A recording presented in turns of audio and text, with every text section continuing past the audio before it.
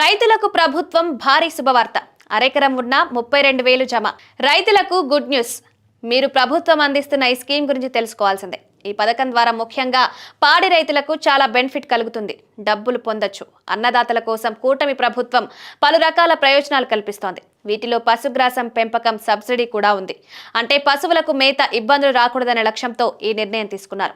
ఇందులో భాగంగా ఎవరైతే పశుగ్రాసం సాగు చేస్తారో వారికి రాయితీ అందిస్తున్నారు. కూలీ ఖర్చులు, వ్యవసాయ సాగు ఖర్చులు వంటి వాటికి డబ్బులు చెల్లిస్తున్నారు. అందువల్ల మీరు ఈ ప్రయోజనం పొందవచ్చు. కడప జిల్లాలో ప్రతి మండలంలో కనీసం 25 ఎకరాల్లో పశుగ్రాసం సాగు లక్ష్యాన్ని చేరుకోవాలని అధికారులు భావిస్తున్నారు.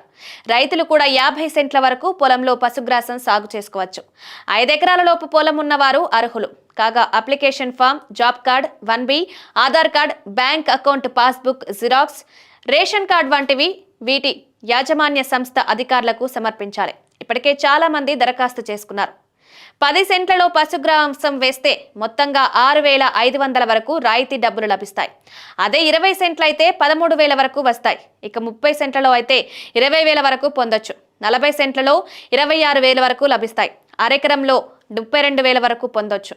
మీరు కూడా పొలం ఉంటే ఇలా పశుగ్రాసం వేయొచ్చు. ప్రభుత్వ రాయితీని పొందొచ్చు.